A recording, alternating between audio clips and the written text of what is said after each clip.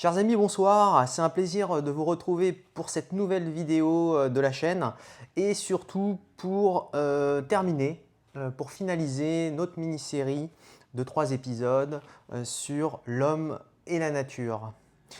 Je suis toujours accompagné de Laurent. Comment tu vas, Laurent? Ça va et toi? Très bien, un peu fatigué, hein, comme je te disais Bientôt les en off. vacances. Voilà. Et donc voilà, mais c'est toujours un plaisir de te retrouver pour aborder toujours ce sujet qui est quand même très vaste, hein, mais qu'on a abordé, on va dire, en synthétisant quand même Ah au bah oui, maximum, parce que hein. quand tu dis qu'on est en train de clôturer une mini-série, Ouais, en vrai, on va continuer à en parler, hein, exactement, à ouais, travers d'autres textes ou en passant par d'autres sujets, tout à mais fait. on n'arrive jamais au bout d'un sujet comme C'est ça. ça. C'est-à-dire qu'en fait, là, on va dire que ça a été une mini-série d'introduction Voilà, c'est ça. C'est une manière un peu d'aborder ce problème-là de manière, comme tu dis, de manière un peu synthétique, mais il y a encore des choses à voir. et en espérant que ça suscite des interrogations, des questionnements, des réflexions chez ceux qui nous regardent et nous écoutent. Bah oui, ça serait bien, ouais. Ça serait bien. Alors, je crois. Alors, Laurent, hein, si je me souviens bien, on s'était arrêté à un passage du capitalisme de la séduction, hein, de Michel Clouscar. Et je crois que tu souhaitais aborder un néospinozisme qu'on peut retrouver chez les Althussériens ou plus récemment Lordon, Voilà. et qui peut contraindre l'homme à un état de passivité, hein, comme on va le voir. Et je crois aussi que tu voulais citer Lucien Goldman À ce à ce propos, sujet. ouais. Alors, est-ce que tu peux très rapidement nous rappeler le contexte et aussi définir un mot Qui qui apparaît? revient voilà, plusieurs fois dans ce prochain passage, à savoir le mot panthéisme? Alors déjà, tu parles du néo-spinozisme. Il ne s'agit pas ici de critiquer vertement Spinoza. Déjà, premier point, c'est une certaine utilisation de Spinoza qui ne veut pas rendre des comptes ni à Hegel ni à Marx. C'est une Très bien. manière de vouloir se référer à Spinoza en tirant un trait sur Hegel et Marx. C'est ça, déjà, quand on parle de critiquer le néo-spinozisme de certains intellectuels depuis la guerre froide, faut déjà préciser ça. D'accord. C'est Donc, faire fi voilà, de on Hegel. prend Ouais. Spinoza, on revient à Spinoza, mais on écarte Hegel et On met de Marx. côté, ouais, Voilà. on écarte quand même Alors quelque chose qu'on est de bien. très grand. Ouais, Exactement. Alors, bien sûr, Spinoza est un géant, il n'y a pas de problème là-dessus, mais le problème, c'est qu'il faut enrichir Spinoza justement avec ses successeurs. tout à fait. Voilà. Donc, déjà, pour mes points, pour que ce soit bien clair, on n'est pas là en train d'attaquer Spinoza, on Ouais. attaque le néo-spinozisme. Ou Et un néo-spinozisme. Ouais. voilà, une forme de néo-spinozisme qui apparaît à partir de la guerre froide notamment, qui donc veut tirer un trait sur Hegel et Marx. Et donc, tu me parlais du panthéisme. Alors, le panthéisme, c'est une conception théologique qui considère qui s'oppose au monothéisme et qui considère que le divin est partout. Ok. Là où dans le monothéisme, on a une distinction entre le créateur et la création. Donc, le créateur, c'est Dieu ou les dieux, et puis on a la création qui serait, par exemple, l'univers. Donc là, il y a une Et séparation, là, il y a hein, une dans séparation. Et donc, dans un cas, on parlerait d'immanence, quand on dit que le divin est ouais, partout. tout à fait. Le principe divin est présent dans chaque atome de l'univers, par exemple. Et alors que, donc c'est l'immanence, alors que dans le monothéisme, c'est une transcendance, c'est-à-dire que le créateur est à l'extérieur du monde. Donc il est au-delà du monde. D'accord, donc il ne fait pas partie du monde, en fait. Voilà, il y a Alors, vraiment une distinction. Et c'est pour ouais. ça que d'ailleurs, il y a un livre de Lucien Goldman qui s'appelle Le Dieu caché. Parce que quand on est dans le monothéisme et dans la transcendance, le Dieu n'est pas présent, il est caché, il est au-delà. Voilà. Donc voilà, c'est l'occasion d'introduire, c'est vrai, la distinction panthéisme, monothéisme et immanence, transcendance. Très bien, ouais, tout à fait.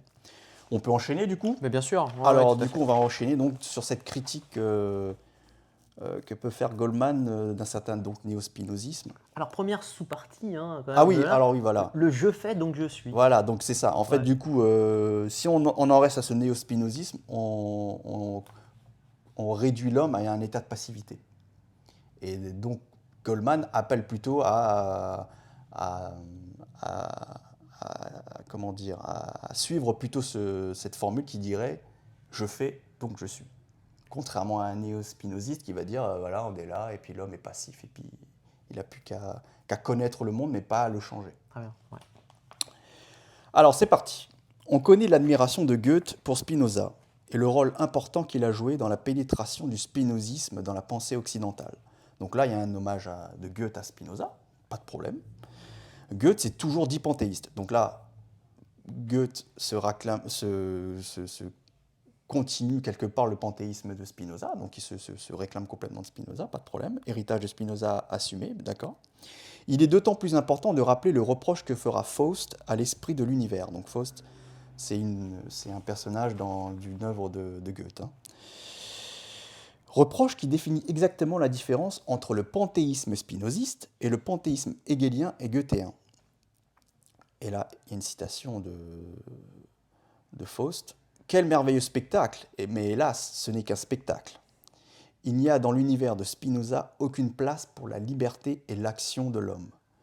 Celui-ci peut tout au plus connaître l'univers, mais non pas agir et le transformer. » Donc là, en plus, cette dernière phrase, celui-ci ne peut tout au plus connaître l'univers, mais non pas agir et le transformer, c'est une référence aussi à la dernière thèse sur Feuerbach de Marx, qui parle de jusqu'ici, les philosophes n'ont fait qu'interpréter le monde, il s'agit maintenant de le transformer. Ouais. Il y a ça aussi chez Marx. Donc c'est un petit clin d'œil à Marx. Donc voilà, on voit bien qu'il y a chez Spinoza, ou en tout cas une certaine forme de néo-spinozisme, une volonté, une volonté de... Il y a le fait qu'on peut connaître l'univers, mais on peut simplement le connaître. C'est-à-dire qu'il y a un certain fatalisme. Quoi. Voilà, ouais. On le subit. Ouais. C'est-à-dire qu'au mieux, on peut connaître l'univers, ses lois, et puis point. On s'arrête là, on subit. Et c'est là où je comprends mieux pourquoi... Enfin, c'est là où, en fait, on fait fi, hein, comme tu disais, de Hegel et de... Voilà, c'est ça, parce qu'avec Hegel et Marx, ils complètent encore ça. Ils disent, oui, l'effort de connaître les lois de l'univers, c'est important. Sont nécessaires. Mais à partir de là, il y a quand même il y a eu l'émergence d'un sujet, du sujet humain, de l'homme, qui lui, justement, s'est arraché de la nature, et lui, il incarne la liberté. Lui, il veut se libérer. Et là, on n'est plus dans les lois naturelles qui s'abattent sur nous, les lois de la matière qui s'abattent sur nous, et puis on n'est plus que des objets qui subissent complètement ces lois. Ouais. On est capable de maîtriser après ensuite l'environnement et tout ça. Et c'est toute l'histoire de l'humanité, en fait. Et donc, voilà, ce fait d'en rester à Spinoza, eh ben, c'est quand même dommage qu'on a eu Hegel et Marx derrière, en fait. Voilà. Très bien. Bah, écoute, je pense qu'on peut continuer. Bah, voilà. Ouais. Alors, deuxième sous-partie, hein, on va parler du naturalisme de Zola. Hein, voilà, là, on va quitter un peu la philo, voilà. Donc Spinoza, Goldman, Lordon et la question philosophique par rapport à le positionnement philosophique par rapport à l'homme et à la liberté. On va aller un petit peu chez Zola et vers le mouvement littéraire qu'il a fondé, qui est le naturalisme. Exactement. Et justement, hein, par souci du contraste, on va lire ce passage de Zola où il exprime, hein, comme tu dis, son naturalisme agressif. Et voilà. Si ce n'est pas même régressif, à rebours. Et, voilà. Et donc, c'est en lien avec ce qu'on vient de dire précédemment. C'est-à-dire que là, on va voir que chez Zola, il y a aussi ce penchant, cette tendance à vouloir réduire à l'état de passivité l'homme, l'être humain. Donc, et aussi, on peut quand même signaler que ceux qui connaissent un petit peu Marx et Engels savent que ces derniers plaçaient Balzac au-dessus de Zola, justement parce que Zola avait tendance un peu trop à écraser l'être humain. D'accord. Et peut-être aussi par cette passivité, peut-être qu'il mettait... c'est ça, c'est qu'en fait, il écrasait tellement un déterminisme un peu mécaniste, l'être humain, du coup, il n'y a plus cette combativité et cette volonté de se battre. Exactement. Dans les personnages de Zola et qu'on voit encore quand même chez Balzac. Okay, ouais. Mais c'est lié aussi à l'époque historique. Mais on va en parler. On va en parler, voilà. C'est ce que j'ai compris aussi dans la trame. Hein, voilà, c'est ça. Mais on va y arriver. On va essayer mais c'est juste pour vous introduire, pour vous dire pourquoi on parle de Zola d'un coup. Exactement. En fait, je pense qu'il y a quand même une cohérence dans tout ce qu'on est en train de vous présenter. C'est que, voilà, on peut passer par Goldman, on peut passer par Lordon, on peut passer par Zola. C'est juste pour vous expliquer que ça vient illustrer quelque part notre propos. Voilà, l'homme, comment vous voulez le concevoir? Comme quelqu'un qui est condamné, qui est écrasé par la détermination. Qui connaît les choses, hein, malgré tout. Mais qui connaît les choses, mais qui est prisonnier d'un certain déterminisme. Ou c'est quelqu'un qui est capable, à partir du moment où il commence à prendre du recul sur les lois naturelles, peut essayer de maîtriser l'environnement et peut essayer d'utiliser justement les lois naturelles pour adapter son biotope. l'environnement où il est en train de vivre.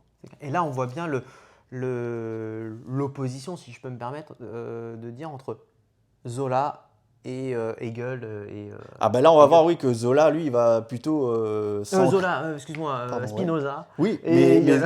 Oui. Zola, Ouais, justement, pardon. il reprend un petit peu cette idée que l'homme est écrasé par les Ah oui, oui. déterminations. Justement. D'accord. Mais oui, on peut Eh bien, mais lisons voilà, ce passage de Zola, hein, issu de la préface à Thérèse Raquin. tout à fait. Donc il y a une œuvre très... c'est le Zola jeune. Hein. Zola jeune. C'est un Zola, c'est pas le Zola de la maturité. J'ai choisi des personnages souverainement dominés par leur nerf et leur sang, dépourvus de libre arbitre, entraînés à chaque acte de leur vie par les fatalités de leur chair. Donc Non, là, mais on là, retrouve le rien- côté fatalité. Rien que la première phrase, C'est voilà, clair. ça revient à ce que disait, ce qu'on disait avant. Hein. C'est vraiment, Avec Spinoza, quoi. voilà, on est Exactement. écrasé, Déterminisme. Bim. déterminisme total, quoi. C'est un peu ce qu'on appelle la red pill, hein, je crois, maintenant dans le jargon des jeunes. Ah oui. Oui, en gros, bon, bah, tu es déterminé par ton hérédité, quoi, Ah, par voilà. ton physique, Et en et plus, tu c'est peux ça. pas agir contre ça. En C'est fait. ça, c'est des déterminations naturelles. Si hein. je me trompe pas. Enfin, je voudrais pas. Moi, je connais vais pas le essayer de me vocabulaire. renseigner, mais il me semble que c'est plutôt le côté red pill. En fait. D'accord, ok, bah ça je maîtrise pas. Moi non plus, mais. On essaye, Bon, on essaye. essaye. Alors, Thérèse et Laurent. Alors, pas Laurent. Voilà, donc ces deux personnages Ces deux du personnages roman. vivants. Donc Thérèse et Laurent sont des brutes humaines, rien de plus. J'ai cherché à suivre pas à pas dans ces brutes le travail sourd des passions, les poussées de l'instinct, les détraquements cérébraux survenus à la suite d'une crise nerveuse. Les amours de mes deux héros sont le contentement d'un besoin. Le meurtre qu'ils commettent est une conséquence de leur adultère, conséquence qu'ils acceptent, comme les loups acceptent l'assassinat des moutons. Enfin, ce que j'ai été obligé d'appeler leur remords consiste en un simple désordre organique et une rébellion du système nerveux tendu à se rompre. Voilà, clairement, on est dans, dans la biologie là. Voilà. En fait, là, C'est incroyable. Hein. l'âme est parfaitement absente, j'en conviens aisément, puisque je l'ai voulu ainsi. Émile Zola, préface à Thérèse Raquin. Et Laurent, moi, je te cache pas que quand j'ai lu le passage, moi, j'ai pensé Ouais. à Dimitri Karamazov. Ah oui. Parce qu'en fait, Dimitri Karamazov, si je me souviens bien, et là, les commentaires... Il est un peu. Il subit impétueux, voilà, il subit un peu. voilà, Oui, il c'est est vrai. exalté, C'est et vrai. c'est comme ça pendant tout C'est vrai. au long du roman. Il est un peu foufou. Hein. Il est un peu fou, en fait, Il est un peu foufou.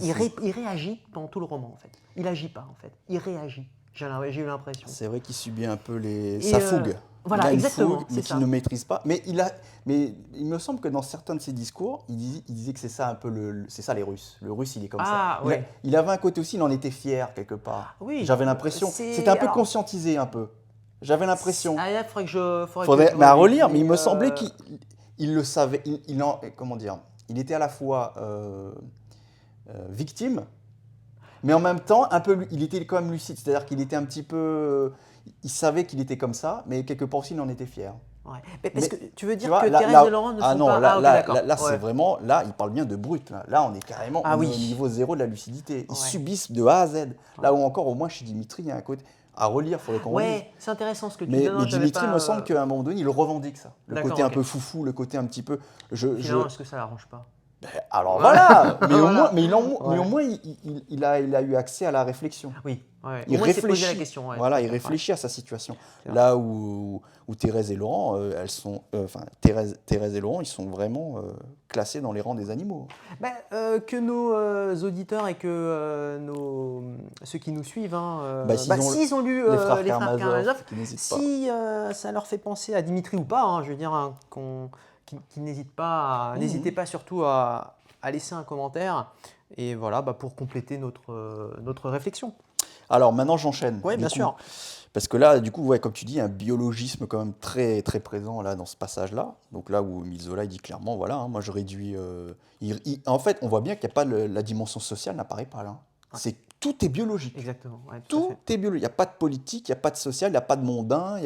Le psycho-affectif, s'il y en a, il est complètement absorbé dans la biologie, Ouais, tout à fait. Ouais. dans la physiologie. Et donc, bien sûr, ça a énervé des gens à cette époque-là. Et donc forcément, il y avait des gens qui étaient eux dans l'autre extrême, c'est-à-dire que lui, il était on va dire, dans un matérialisme naturaliste. Donc il s'intéressait vraiment à la réalité organique, à la réalité du corps. Et il voulait tout relier à ça. Il y en a qui vont dire, ben non, l'homme, c'est l'esprit. c'est avant tout la spiritualité. Donc il y a des gens qui sont plutôt des mystiques qui vont dire que Zola est réduit tout au corps. Au corps, ouais. Au corps biologique. Parce que, encore une fois, il faut faire attention, le corps, il peut être éduqué, il peut acquérir des choses dans l'histoire. Bien sûr, ouais. Donc, Bah, je parle du corps biologique. Hein. Même même à l'échelle individuelle, via l'éducation. Enfin, Exactement, et ça, c'est dans les bien livres sûr. d'éducation, je Mais crois, voilà. il en parle aussi. Il y a Jonathan. parce que je ne parle pas du corps tel quand on lui apprend à monter le cheval, par exemple, ou même le fait le jeûne, par exemple, avec dans certaines religions, ou le fait enfin, la question de la relation à la libido aussi, qu'on cherche à sublimer quand on est dans certaines cultures, tu vois. C'est pas j'ai une libido, comment dire, je réponds à cette libido de manière mécaniste, sans mettre de frein ou des choses comme ça. Donc là, il n'y a pas ça chez Zola. Zola, il réduit complètement ces deux personnes-là. Il y a un côté à des nerfs, à de la nervosité, à de l'organique, à des lois physiologiques. Et donc, comme je disais, ça va énerver des gens à son époque, et notamment un mystique qui s'appelle Léon Bloy, que j'ai déjà évoqué dans la vidéo précédente, et qui lui va persifler un petit peu contre Zola. Le cerveau du père des Rougon-Macquart, quel que soit son tonnage, ne contient pas une grande variété de marchandises. Quand on a lu 100 lignes de ce négociant littéraire, on a tout lu. Et l'écrasante masse de son dernier avorton n'ajoute absolument rien aux cueillonnades qui ont précédé. C'est toujours invariablement l'expérimentalisme grossier d'un Bacon, de table d'hôte, l'horreur du mystère, la science, l'évolution, le travail, le saint coït, l'éternel ressuscité de l'atavisme, donc là on voit le poids de l'hérédité, il le dit juste après, de la dégénérescence, etc. Et toute cette vacherie d'idées, dans quel style, bon Dieu? Ah, il ne se renouvelle pas, le vieux serpent, et n'évolue guère, je vous en réponds. Léon Bloy, je m'accuse. Donc là, on a parlé de Zola qui réduit l'homme à un animal. Et donc, il répond les questions qui se posent à cet animal ne trouvent des réponses que dans la neurologie, dans la physiologie, voilà. Et on saura pourquoi. Et dans la génétique, dans l'hérédité, oui. Et on saura pourquoi ensuite. Voilà, Ouais, voilà. Et en face, du coup, Blois, il n'est pas content. Il dit non, ça suffit, l'homme n'est pas qu'un corps. L'homme n'est pas qu'un corps biologique, n'est pas qu'un corps organique. Mais Marx, c'est pas ça du tout. Marx, quand on est marxiste, on n'est pas là en train d'opposer le corps et l'esprit. Nous, on cherche par la dialectique à articuler le corps et l'esprit. Donc, je pense que tu voulais... donc, je pense que tu peux enchaîner parce que du coup, une forme de... Souvent, quand on parle de Rousseau, on utilise un mot qui s'appelle synthèse. Justement, je parlais de dialectique. Et j'ai un mec comme Rousseau, par exemple, déjà bien avant Zola, proposait déjà cette synthèse entre le corps et l'esprit, et que, voilà, comme on avait parlé aussi du surnaturel et du naturel. Ouais, voilà, Blois, il va aller plutôt vers le surnaturel, et Zola va aller vers le naturel. Et ben, avec Rousseau, on a l'angle anthropologique. Et c'est ce qu'on va voir là. Donc c'est la synthèse. Exactement, voilà. Et c'était aussi, pour critiquer un peu la démarche de Zola, revenir à Rousseau, et citer un passage de Rousseau qui est issu de la lettre à d'Alembert. Et on pourrait croire que c'est une réponse à Zola. Tellement on voit vraiment, parce que lui il parle de loups à un moment, il les compare à des loups. Et on va voir que Rousseau est pas loin. Vraiment, on a l'impression qu'il lui répond. Alors qu'est-ce qu'a écrit Rousseau? L'argument tiré de l'exemple des bêtes ne conclut point et n'est pas vrai. Ah bah là, direct. Voilà. L'homme n'est point un chien ni un loup. Voilà, le loup. Et voilà. Il ne faut qu'établir dans son espèce les premiers rapports de la société pour donner à ses sentiments une moralité toujours inconnue aux bêtes. Donc là, on voit bien la différence en fait. Et il parle tout de suite de la société. Ça, il en revient toujours à la société. Très vite. À la moralité aussi. Et voilà. Les animaux ont un cœur et des passions, mais la sainte image de l'honnête et du beau n'entra jamais que dans le cœur de l'homme. Jean-Jacques Rousseau, Lettre à d'Alembert. Et ça m'a fait penser aussi à la distinction entre l'état de nature et l'état civil, avec le tableau dont on avait parlé. Voilà, c'est exactement ça. En fait, c'est un autre passage. On aurait pu citer ce passage. Exactement. Voilà. En fait, c'est pour ça que j'utilise ce passage-là, parce que je trouvais que c'était une autre manière de revenir sur ce fameux passage où il parle de l'état, qu'on passe de l'état de nature à l'état civil. Et voilà, on en revient toujours à ça.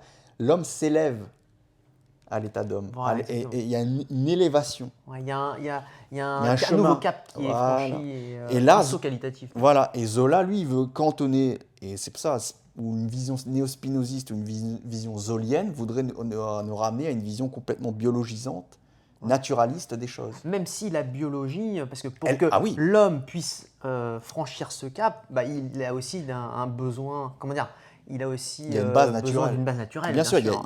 Un il y a- cerveau plus développé, enfin voilà. bien et- sûr, ouais, tout à fait. mais il faut pas réduire l'homme à ça. Parce que Exact, qu'à ça, quoi. Ouais, tout à voilà, fait. et c'est ça l'écueil qu'il faut éviter Tout à fait. justement.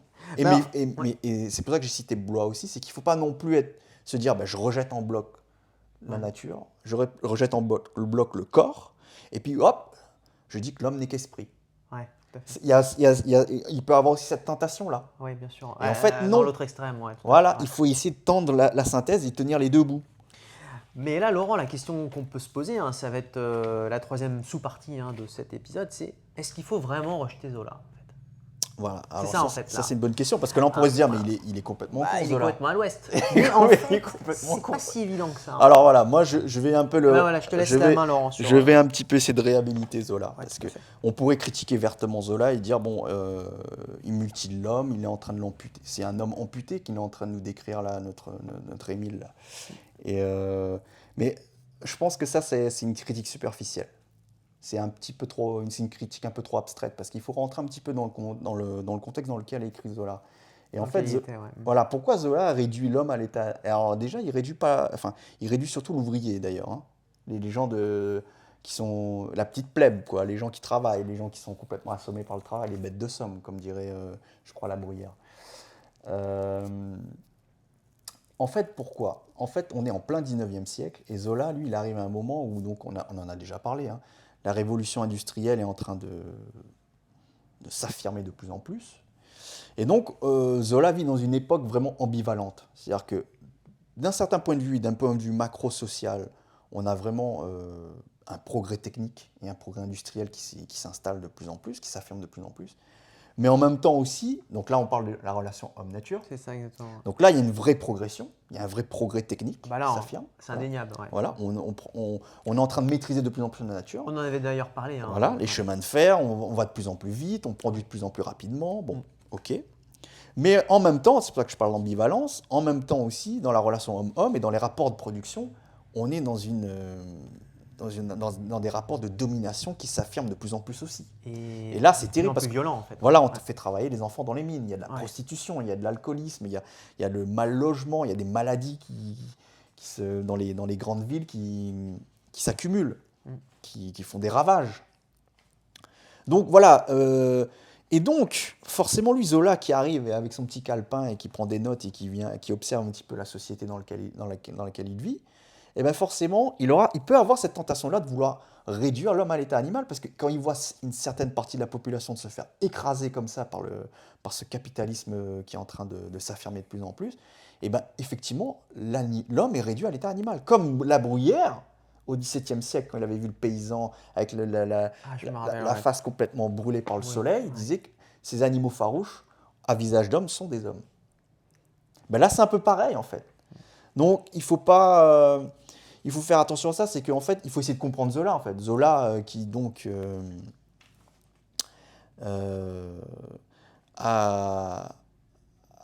est en train de vivre lui-même une période très ambivalente. Et donc, très ambivalente, hein, parce que d'un côté, progrès indéniable par l'industrie. Voilà, c'est ça. Donc on prend du recul sur la nature. Prendre du recul sur la nature. On s'extirpe de plus en plus. Voilà. Mais ce confort matériel ne profite qu'à une... Et là, on revient à la relation homme-homme. Ne profite qu'à une frange de la population. Et c'est de là tout le drame. Et violence, vraiment. Et là, il y a les ouvriers dans le monde. C'est ça. Et dans le monde de celui qui produit. En fait. Exactement. Les producteurs, ils s'en prennent, eux, plein la tête. Que ne voit pas forcément le consommateur. Voilà. C'est toute la différence. Mais on en discute. Mais voilà. Et donc, il y a un texte qui montre un petit peu ça. Bien sûr, vas-y Laurent, je te laisse. Et là, on va plus citer une préface de Zola. Là, on va vraiment aller dans l'œuvre de Zola, donc, où c'est un passage d'un roman. Donc, c'est un personnage qui parle, personnage de Zola. Comprenez donc que la spéculation, le jeu est le rouage central, le cœur même dans une vaste affaire comme la nôtre.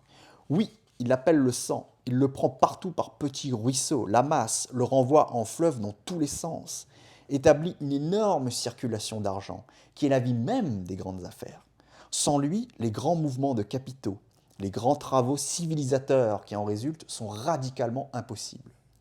C'est comme pour les sociétés anonymes, a-t-on assez crié contre elles, a-t-on assez répété qu'elles étaient des tripots et des coupe-gorges. La vérité est que sans elles, nous n'aurions ni les chemins de fer, ni aucune des énormes entreprises modernes qui ont renouvelé le monde. Car pas une fortune n'aurait suffi à les mener à bien, de même que pas un individu, ni même un groupe d'individus n'aurait voulu encourir les risques.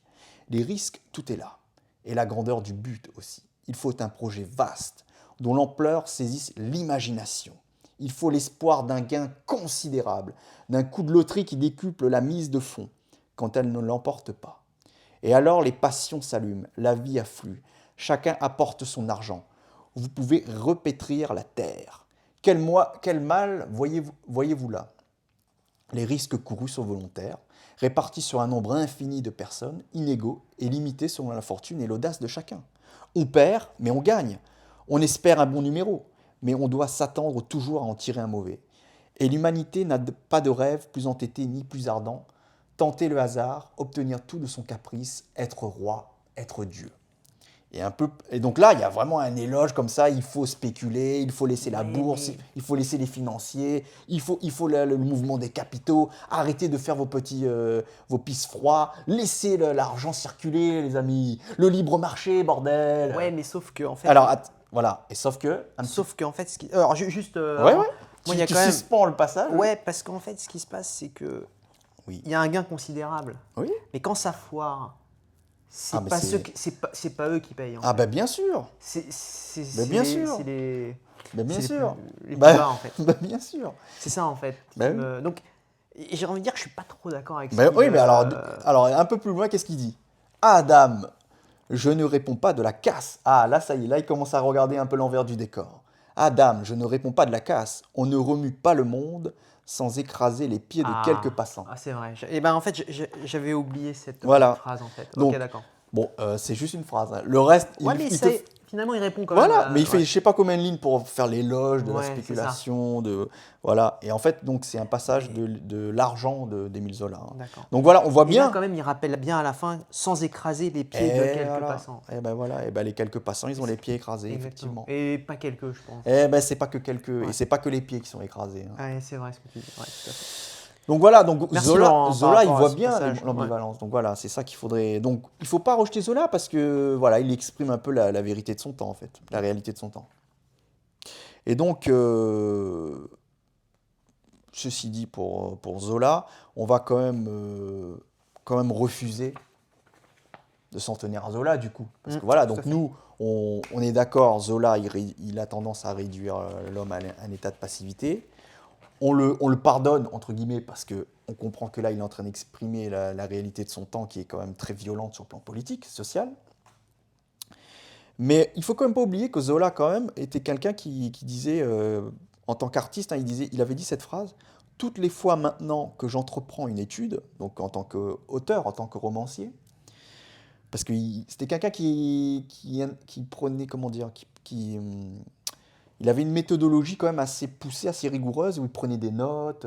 C'était voilà, et lui, il se considérait limite comme un scientifique, vraiment, hein, quand il écrivait un bouquin. Il se déplaçait sur le terrain, par exemple, quand il écrivait Germinal, ou sur la prostitution, sur le travail dans les mines, ou sur les chemins de fer. Il se déplaçait. Il consultait des statistiques, il essayait vraiment de faire le travail. Il était dans le concret. Quoi. Il essayait, voilà. Il ne voulait pas que ça soit issu juste de son imagination. Voilà, il voulait vraiment rien laisser au hasard. Et donc, il dit ça, hein, toutes les fois maintenant que j'entreprends une étude, je me heurte au socialisme. Donc quand même, il ne faut pas oublier, voilà, quand même, il était en train de se rendre compte quand même qu'il se passait quelque chose et que ça grondait quand même sur le plan social. Et voilà, bon, après, il faut rappeler, 1830, 1848, la Commune de Paris, au 19e siècle, ça n'arrête pas. Et ça va même jusqu'à culminer avec 1917 en Russie. Hein. Oui, tout à fait. Donc, les Russes qui se sont... qui ont... Et il y a eu pris beaucoup de ce qui s'est passé en France. En fait. Exactement. Ouais, et il y a eu 1905 aussi en Russie avant. Ah oui, on l'oublie. On oublie souvent. On oublie, il y a eu 1905. Pas forcément raté, qui parce était que comme une répétition. ouais, c'est ça. C'était C'était une comme introduction. Voilà, ouais, c'était tout à une fait, manière ouais, de c'est quelque vrai. part de Finalement, déguiser c'était un peu. raté, mais c'était C'était quelque chose qui reculé avait pour mieux. finalement réussi après. Voilà. Ouais, tout à Donc fait. et d'ailleurs même Lénine, je crois, parce que la Commune de Paris a duré un certain temps, je crois que quand l'URSS s'est maintenu pendant le même nombre de jours que la Commune, Ouais. il avait célébré en dansant dans la neige, je crois. Je ne sais pas si c'est la légende ou si c'est vrai ça, mais c'est pour dire que Lénine, comment dire, son arrière-plan culturel était imbibé de la révolution, de la Commune de Paris. Enfin, la question de la révolution, ses références étaient celles de l'Europe aussi. Ouais. Voilà, et bien sûr, il avait beaucoup lu Marx aussi. Bah, et qui d'ailleurs lui-même, Marx, s'était beaucoup intéressé à la Commune de Paris. Ouais. Donc voilà. Et en parlant de Lénine, d'ailleurs, chers téléspectateurs, on compte à l'avenir faire une grande vidéo sur, Ah, ça serait pas mal. Ouais. sur Lénine, en fait. Ça serait pas mal, ouais. Voilà, expliquer un peu la vie de Lénine ouais. et tout ce qu'il a pu réaliser. Et du coup, on parlait de 1905 et 1917. 1905 et parler de 1917, mais c'est vrai que ça demande beaucoup de préparation. Ah bah là, faut bosser. On va travailler, mais c'est vrai qu'on l'a mis dans nos sujets. Ouais, ça serait pas mal. Parce que franchement, il y a des choses à évoquer. Il y a des choses à évoquer, ouais. Et justement, faire le lien avec ce qui se passe en Europe, ce qui se passe en Russie. Ce passage, ouais, tout à fait. Ouais. Alors, et on autre pourra question. même citer Dostoïevski, d'ailleurs. Ben, bien sûr. D'ailleurs, une question, est-ce que la Russie est en Europe ou pas? Ah, voilà, ça, c'est genre, tu sais, c'est comme la peau. Non, t'es à Paris, le Mont-Saint-Michel, t'es en Bretagne ou pas? Le Mont-Saint-Michel est en Bretagne ou pas? Là, c'est pareil. La Russie. Ouais, oui, la Russie. La Russie est-elle en Europe ou pas? Bon. Ça se finit jusqu'à l'Oural, je crois. C'est comme la Turquie. La Turquie. Ah oui. Ouais, même Israël. Je crois que le Bosphore, en fait, est une limite, je crois, non, il me semble, du continent. Alors après, c'est une question géographique. Est-ce que c'est une question purement géographique ça, ou alors est-ce qu'on met de l'histoire, tu vois? Ah oui, on ne peut pas s'arrêter qu'à la géographie. Eh ben voilà. Mais bon, on pourra aussi aborder ça serait un beau vidéo, une belle vidéo. Fait, ça pourrait être un beau sujet de vidéo, c'est la Russie, par exemple, parler de la Russie, la relation à la Russie, à l'Occident, à l'Europe. C'est quoi ces mots-là en fait? Qu'est-ce qu'on met derrière ce mot-là? C'est intéressant. Ouais. Et on peut enchaîner. Laurent, moi je pense que pour clore la mini-série sur l'homme et la nature, on peut citer 2 passages de Lukács. On va voir pourquoi. Ouais. On revient un peu à Zola, toujours un peu sur cette histoire de Zola en fait. Alors, premier passage de Lukács. Considérés sous l'angle de leurs opinions subjectives et de leurs intentions d'écrivain, Flaubert et Zola ne sont nullement des défenseurs du capitalisme. C'est bien, là au moins il met tout de suite les choses au clair en fait. Mais ils sont les fils de leur époque. Donc voilà, on revient à ce que je disais. À ce que tu disais, au contexte en fait. C'est ça, ils sont pris dans leur époque en fait. Bien sûr. Et comme tels, profondément influencés au plan de l'idéologie par les vues de l'époque. Voilà. Tout à fait, ouais. En particulier Zola sur les œuvres duquel les plats préjugés de la sociologie bourgeoise ont exercé une influence déterminante. C'est pour cette raison que chez Zola, la vie se développe presque sans structure tant qu'elle est, selon sa conception, socialement normale. Toutes les manifestations de la vie humaine sont alors les produits normaux du milieu social. Oui, donc en fait, on retrouve un peu ce fatalisme, quoi, finalement. Issu du contexte, en fait. Voilà. Du moule. Mais des forces toutes différentes. Donc c'est là où ils s'opposent, je pense. C'est là où il y a le mais. Voilà, il y a un mais qui arrive là. Et là, on va brancher le côté naturaliste, le côté l'hérédité. C'est ça, exactement. Qui pour lui change la donne. Voilà. Et qui vient bouleverser un petit peu le rythme social. Le côté fataliste, en fait. Si on peut l'appeler ainsi. Ouais. Alors voilà, qu'est-ce que écrit Lukács? Mais des forces toutes différentes, totalement hétérogènes, agissent aussi. Ainsi, par exemple, l'hérédité, qui agit sur la pensée et l'affectivité humaine selon des lois tenant de la fatalité et qui produit les catastrophes qui interrompent le flux normal de la vie. Que l'on pense à l'alcoolisme héréditaire d'Étienne Lantier dans Germinal, qui provoque diverses explosions et catastrophes soudaines, lesquelles ne sont nullement en rapport organique avec le caractère d'Étienne, ni figurées comme telles par Zola. Donc là, c'est vraiment l'hérédité qui impose, finalement, il est obligé. Soudainement, en fait. Voilà, il vient expliquer. Fait changer le cours, en fait, on va dire, de l'histoire Voilà. Et de ce qu'imposait le moule, en fait, finalement, l'environnement, quoi. Mais du coup, voilà, c'est là où, alors, on peut en discuter. Pourquoi on sombre dans l'alcoolisme? Il y a un problème, on va dire, à l'échelle individuelle, sur le plan psycho-affectif, on n'est pas bien. Tout Mais à le fait, ouais. psycho-affectif, il dépend de quoi? De l'hérédité, des gènes, ou ça dépend des relations qu'on a avec les gens? Ça, c'est une vraie Voilà. question, ouais. Et c'est là où Zola, Lukács a l'air de dire que Zola, il a du mal à bien articuler tout ça. Et en fait, déjà, le psycho-affectif, il le réduit à, en fait, quelque part, l'hérédité, quelque part. Tout à fait. Enfin, il dit, bah, il passe même pas par le psycho-affectif, pardon. Il dit directement, il a des gènes qui le poussent à l'alcoolisme. Ouais, c'est ça, c'est-à-dire qu'en fait... Alors qu'il faudrait articuler ouais. beaucoup plus de choses. Dire, Ouais. il est déçu, il a des frustrations, il n'est pas bien, il est au chômage, il aspire à... Voilà, ça me fait penser, tu sais, quand j'avais vu le personnage où il disait c'est un personnage d'Aragon qui voulait draguer, qui voulait arriver à séduire des femmes d'un certain rang Oui, et qui oui. était frustré. Ouais. Tu vois, et du coup, qu'il n'y arrivait pas. Et c'est comme ça qu'après, par exemple, on peut aboutir, par exemple, à de l'alcoolisme. Ouais, parce qu'on est frustré, on n'est pas bien et tout. Mais du coup, on va chercher les raisons dans les rapports sociaux. Oui. Tu vois? Alors Mais- que là, ce que Lukács a l'air de dire, c'est qu'en gros, bah, le personnage a sa petite vie à peu près rangée dans sa vie sociale. Et puis tout d'un coup, l'hérédité vient le frapper, vient l'écraser avec l'alcoolisme, comme ça, qui s'abat sur lui. Mais on n'explique pas, en fait, vraiment ce qui se passe. Ouais. Tu vois, il manque des articulations entre le côté... Inné voilà, et le le côté... côté acquis, en fait. Voilà, c'est ça. Au fil À quel moment de la vie, ouais. on active l'alcoolisme, le côté, le penchant pour l'alcool s'active comme ça d'un coup, comme par enchantement. Ouais. Et c'est Alors- ça qui est un peu mal arrivé, mal amené en fait. J'ai l'impression. Hein. Ouais, non, je Tu vois te le... rejoins. Et alors, il en va de même, alors tu as vu, il rajoute aussi, il en va de même de la catastrophe provoquée par le fils de Saccard dans l'argent.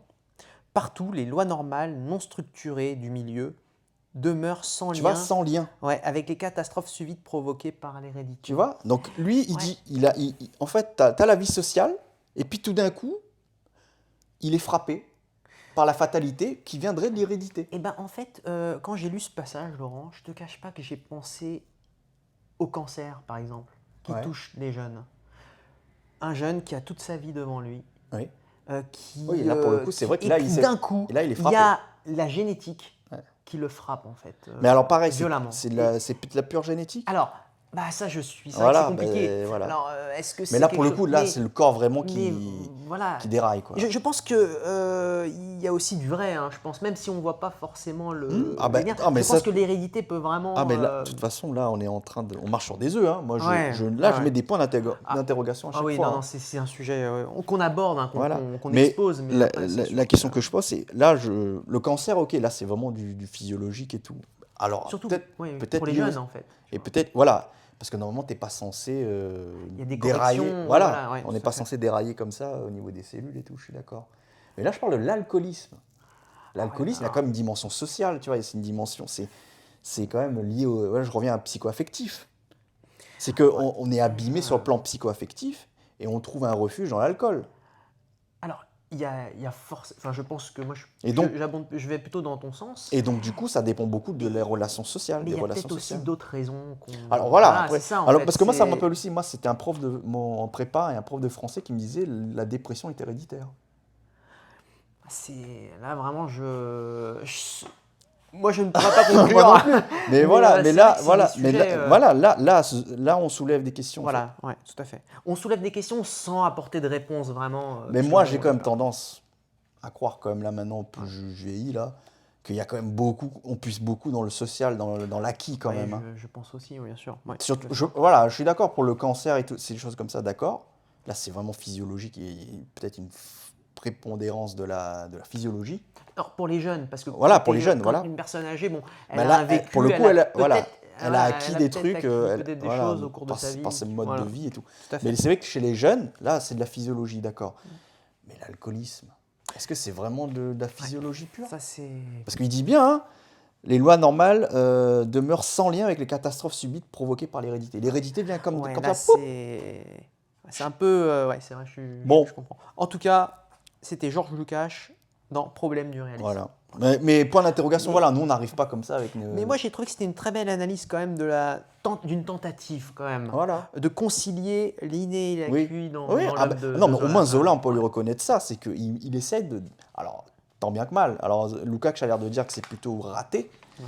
mais il essaie d'articuler la part biologique, la part animale, la part naturelle, et puis la part sociale, politique chez l'homme. Mais voilà, on sent que pour Lukács, c'est mal articulé, quoi. Deuxième passage Alors de voilà, Lukács, Laurent. on va lire un deuxième passage. Cette priorité causale de la vie apparaît dans les objectivations conscientes elles-mêmes.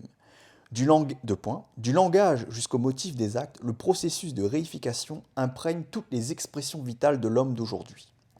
Il suffit de penser par exemple à la manière dont de prétendues catégories de l'être construites en vue de sa compréhension immanente, comme le milieu ou l'hérédité. Donc là on revient à milieu, hérédité.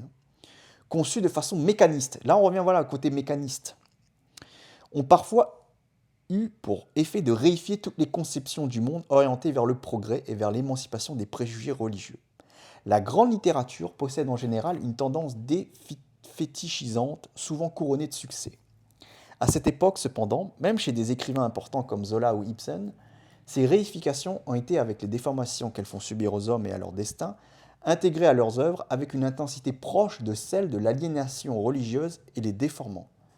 Donc lui, il est quand même en train de dire que quand même, au nom, en fait, on est en train de basculer dans un certain scientisme aussi, à trop biologiser, à trop sombrer dans la physiologie ou à vouloir expliquer les choses par l'hérédité.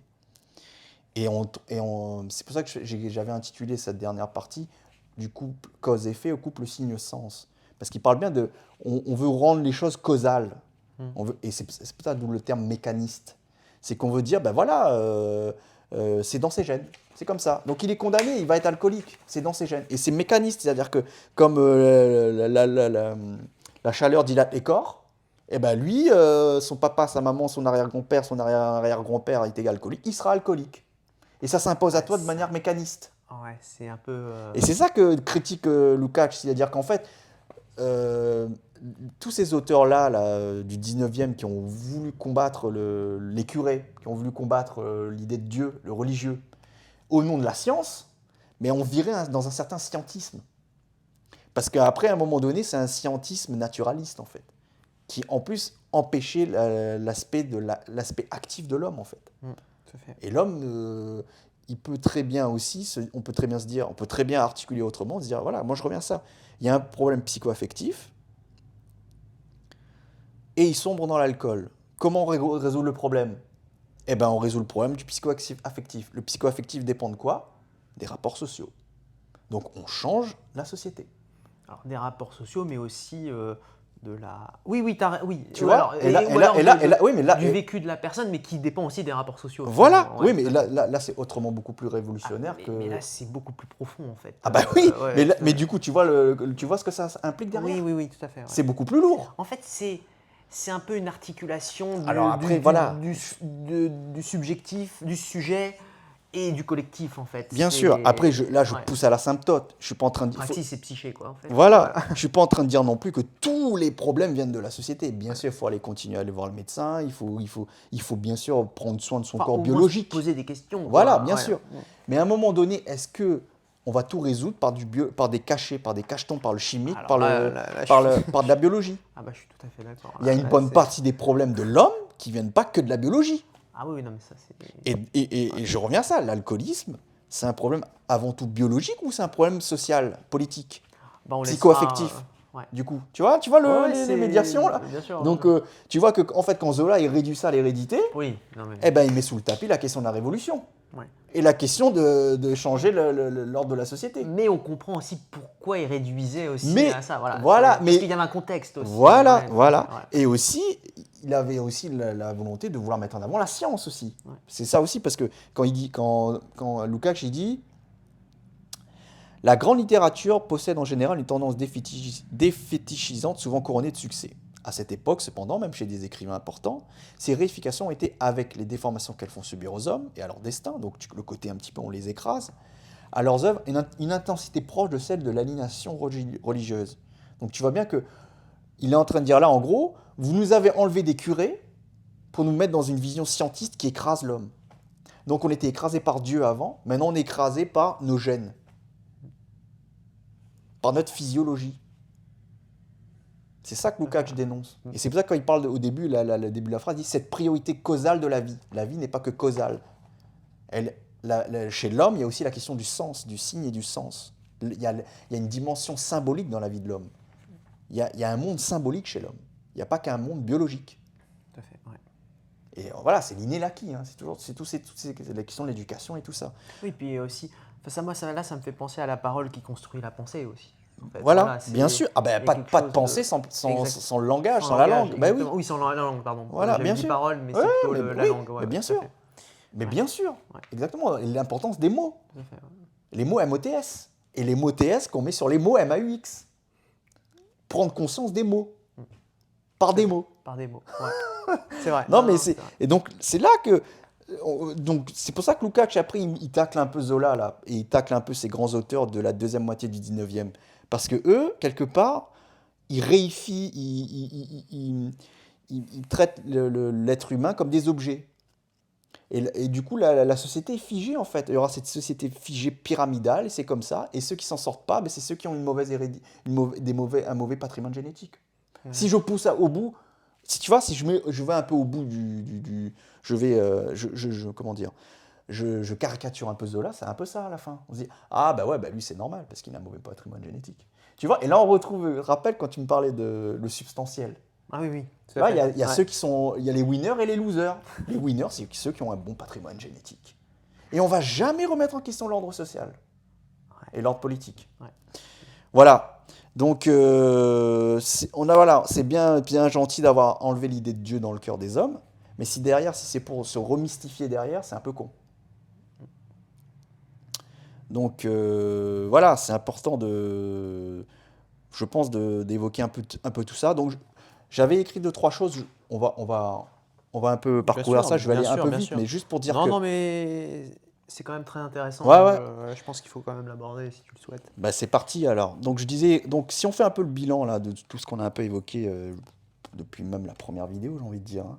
Donc, ce qu'il faut bien comprendre, c'est qu'au 19e siècle, donc, on a eu un progrès scientifique et technique. Bon, scientifique, c'est même avant le 19e, mais on va dire qu'à partir du 19e, il y a le cumul du progrès scientifique et technique, industriel. On commence à s'émanciper de Dieu, à s'émanciper du religieux. Donc, c'est des progrès, tout ça. Ok. Donc l'homme se prend en main. C'est plus Dieu qui décide de. Voilà, on ne se base plus sur le droit divin. C'est à l'homme de se prendre en place. Mais après, après se pose le problème, c'est que on a enlevé Dieu. Si c'est pour mettre une vision naturaliste et mécaniste, Qu'est-ce qu'on met à la place? voilà, c'est ça. Donc merci Voltaire, merci les libertins, merci les protestants. On a un petit peu dégagé le clergé de l'histoire de la question politique. Très bien. Maintenant, il y a le problème de... par exemple, pour revenir à Voltaire, donc, il a combattu donc je disais le clergé. Il a dit, bon, on vous met sur la touche, et les aristocrates, on vous met sur la touche, et nous, les bourgeois, on va prendre la place. Et il suffit de lire, par exemple, sa lettre sur le commerce, qui montre bien ça. Hein. Il y a un côté comme ça où il dit bon, les aristocrates sont des parasites inutiles, et puis bah, nous, la grande bourgeoisie, les négociants, les grands commerçants, on doit prendre la place, parce que nous, on contribue au bonheur du monde. Point. Mais il s'arrête là. Il s'arrête au milieu, Voltaire. Il s'arrête au milieu du mouvement, parce qu'il y a encore un combat politique à mener encore derrière. Il suffit pas de dire bah, nous, la grande bourgeoisie, on prend la... En fait, en gros, Voltaire, c'est un peu ça. Il y a une belle structure pyramidale. On enlève les curés, on enlève les aristocrates. Même limite, on n'enlève même pas les curés. C'est limite un peu plus cynique que Voltaire. C'est parce que si on lit bien, bon, il critiquait l'Église, mais il y avait un côté aussi des fois, on prend les aristocrates, on les enlève, on met les bourgeois, et puis les curés, on les garde pour faire peur à la petite plèbe.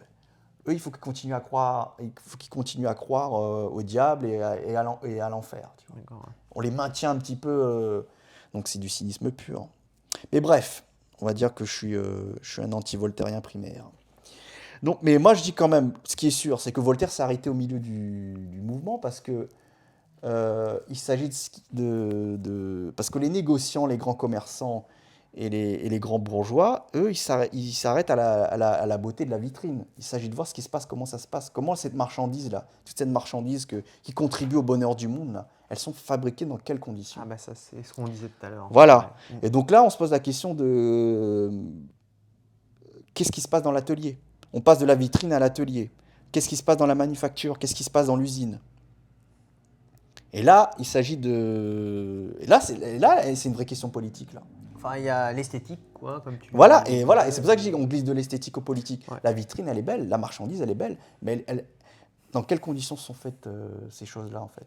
Tous ces objets qui nous entourent, c'est pour les objets C'est manufacturés. encore d'actualité, hein, tout ça. Et voilà. Et donc, on aime bien nous séduire, capitalisme à séduction. On aime bien nous attirer vers le beau. Nous attirer en passant par le beau, pardon. Donc, l'importance de passer par l'esthétique. Donc, si on veut se connaître, si on veut vraiment faire une démarche où on veut chercher à se connaître vraiment, on est obligé de se poser la question de pourquoi on passe par le beau, pourquoi ils veulent nous attirer comme ça. Et c'est pour ça qu'il faut investir la question de l'esthétique aussi, pour bien comprendre comment fonctionne la société, et notamment le système capitaliste, qui passe par l'esthétique pour nous attirer, comme les sirènes nous attirent vers les récifs. Comme un hameçon, en fait. Voilà, exactement. Donc, il faut faire attention, il faut toujours se dire, derrière l'esthétique, le politique, derrière la vitrine, l'atelier.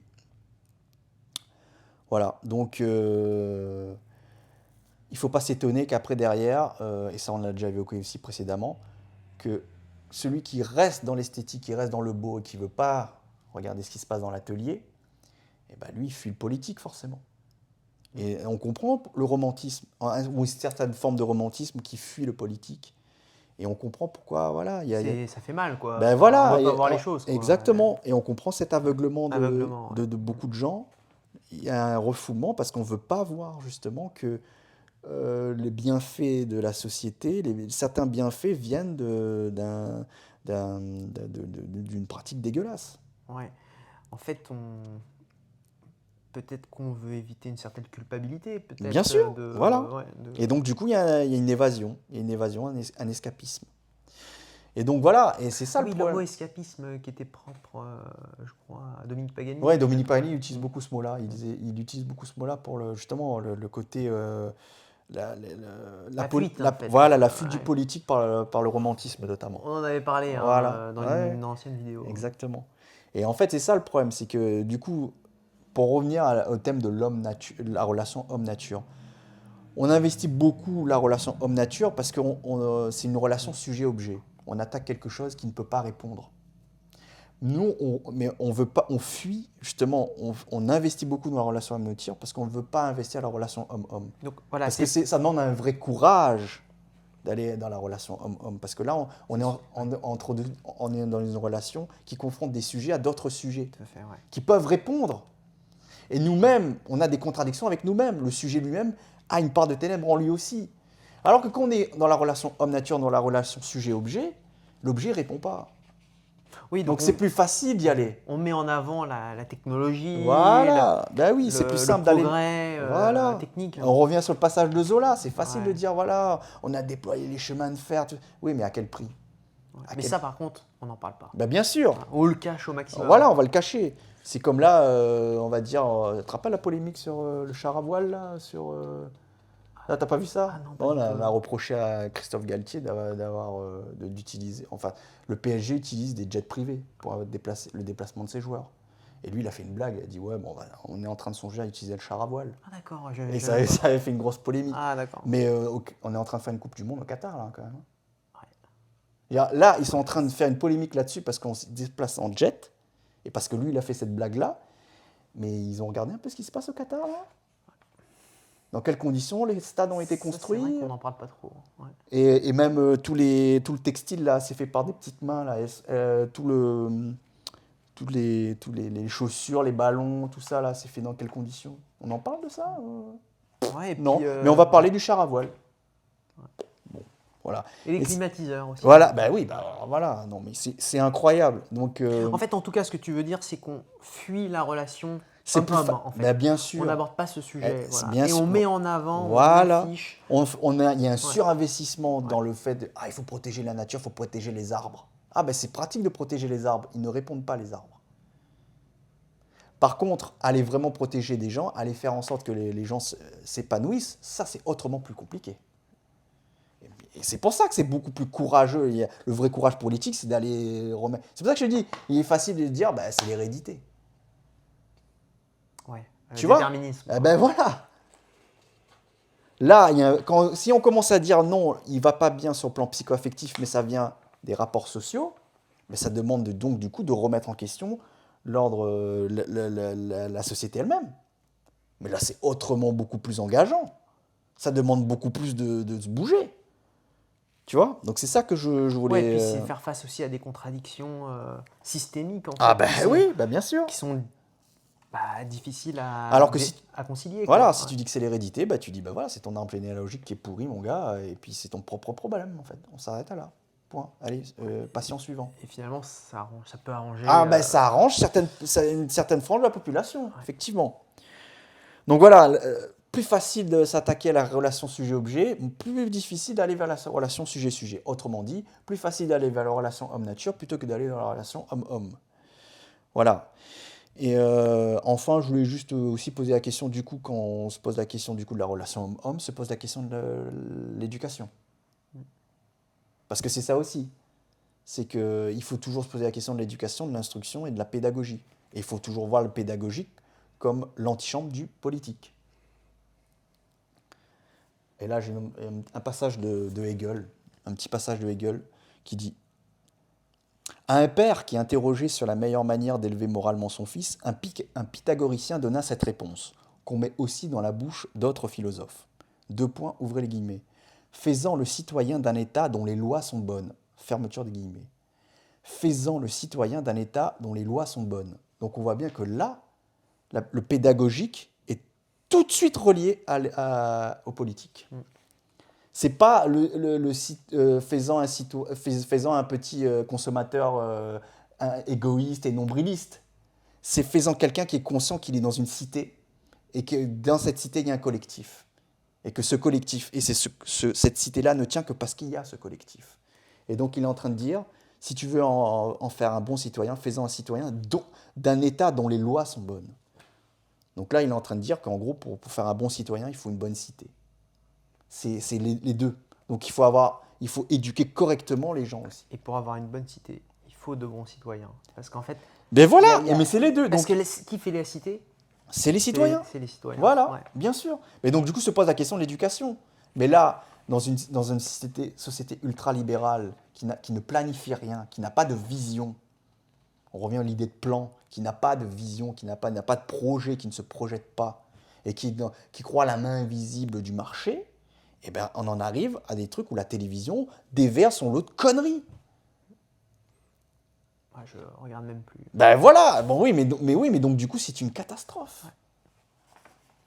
Et donc je cite juste un passage aussi de Karl Marx dans la thèse 3 sur Feuerbach, la doctrine matérialiste qui veut que les hommes soient des produits des circonstances et de l'éducation, oublie que ce sont précisément des hommes qui transforment les circonstances et que l'éducateur a lui-même besoin d'être éduqué. Bah, ça rejoint un peu la cité fait des hommes, mais les hommes. Voilà, il faut voir, c'est les deux sens, ouais, c'est dans les deux sens. Ouais, voilà. On oublie souvent l'autre sens. Eh oui, il faut les deux sens. Ouais, tout à fait. Voilà. Je pense que tu fais bien de rappeler. Voilà, et puis bon, après on peut finir aussi sur l'écologisme, hein, si vous voulez. Bon, si tu t'énerves pas trop. Non, je ne vais pas m'énerver, mais juste, donc parmi il y a beaucoup d'écolos qui se disent anticapitalistes, en fait ils sont surtout alors déjà il y en a qui sont carrément misanthropes, ils sont anti-humanistes, des fois ils décochent leurs flèches uniquement sur les hommes, sur l'homme, sur l'activité humaine. Bon, et il y en a, en fait, ils ne sont pas anti-capitalistes, ils sont anti-industriels. En fait, eux, ils s'attaquent à l'industrie, à la technique, à l'outil. Et en fait, ils s'attaquent aux moyens plutôt qu'aux fins. Et là, je reviens à ça. On veut protéger la nature. On s'attaque aux moyens, on ne s'attaque pas aux fins. C'est-à-dire que on critique l'outil plutôt que l'usage qu'on fait de l'outil. Ouais. Et là, je reviens à l'éducation. C'est-à-dire que il suffit pas de critiquer le nucléaire, ou il suffit pas de critiquer le couteau, il suffit pas de critiquer, tu vois, c'est qu'est-ce qu'on en fait de ce couteau, qu'est-ce qu'on fait du nucléaire, comment, dans quel cadre on le met en place, Oui. Est-ce qu'on le maîtrise? est-ce qu'on le maîtrise, voilà. Parce qu'il y a l'aspect scientifique aussi. Ben, bien Ouais, sûr, bien sûr, bien sûr. qu'on peut pas Mais, occulter. Ouais. mais donc, en fait, la question, c'est pas de rejeter en bloc la technique, c'est pas de rejeter en bloc la machine à laver, Tout à fait, ouais. c'est pas de rejeter en bloc l'eau courante. C'est magnifique tout ça. Mais dans quelles conditions? Voilà, bien sûr, il ne faut pas que ça pollue, bien sûr. Mais dans ce cas-là, il faut qu'il y ait un vrai projet qui soit porté. Il faut une classe dirigeante qui a une vision. Mais cet écologisme, finalement, il sert aussi peut-être à occulter cette relation homme-homme, en fait, aussi. Ben, bien sûr, c'est pour ça que je dis, voilà, ils remplacent. En fait, eux, ils placent comment dire, comme suprême valeur la nature. Oui, Alors que c'est l'homme qui est au centre du projet.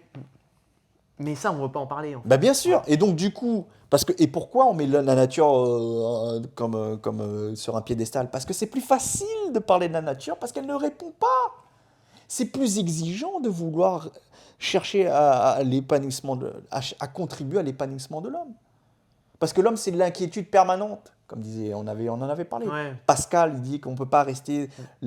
L'incarnation de l'inquiétude, c'est l'homme. Donc c'est plus facile de dire, ben nous, on va défendre la nature. On va défendre des choses qui ne peuvent, des objets plutôt que des sujets. Donc voilà. Eh ben, en tout cas, Laurent, merci beaucoup pour tes apports. Je pense qu'on a, Oui, on a à peu près balayé. en termes Mais d'introduction sur voilà, sur voilà. ce sujet, On n'a pas fait le tour. entre l'homme et la nature, la relation homme-nature, on n'a pas fait le tour, mais je pense qu'on a bien introduit quand même J'espère, voilà, la problématique voilà, et c'est aussi ça. les enjeux qu'il y a derrière. Voilà, En fait. c'est les ça enjeux qui- politiques. Exactement. Et donc, Et sociaux aussi, hein, je veux dire, sociaux, économiques. Ouais, ouais, politiques, économiques. tout à fait. Et voilà. Et donc, bien comprendre que il faut faire attention dans le champ idéologique, comment on peut se laisser un petit peu berner et que voilà, notamment, voilà, on pourrait croire que une certaine forme d'écologisme, il y a une forme de générosité. En fait, c'est loin d'être le cas. Il faut vraiment se poser les vraies questions. Et le vrai combat, il est politique pour moi. Et je pense qu'on aura l'occasion d'en parler Oui, encore. et on aura encore l'occasion. Mais dans voilà, nos prochaines, mais j'espère, voilà, prochaines on a amené un petit peu avec ces différents oui, voilà, textes. c'était l'objectif. Voilà, de Voilà. soulever un petit peu les questions. Et Tout à pareil, voilà, après, voilà, je reviens sur l'hérédité, l'alcoolisme et tout. Moi, je veux bien qu'on m'explique un peu, pas de la physiologie, toutes ces choses-là. Mais à mon avis, si on plaque comme ça, de manière Uniquement, mécaniste, ah voilà, ouais, sur on ça, vient ouais. m'expliquer que le problème C'est- est purement physiologique, j'aurais du mal à le gober, ça, quand même. Voilà. Merci Laurent. Chers téléspectateurs, merci à vous de nous avoir suivis jusqu'à maintenant. On vous souhaite une bonne soirée. Portez-vous bien. Bon repos. Allez, à bientôt. À plus.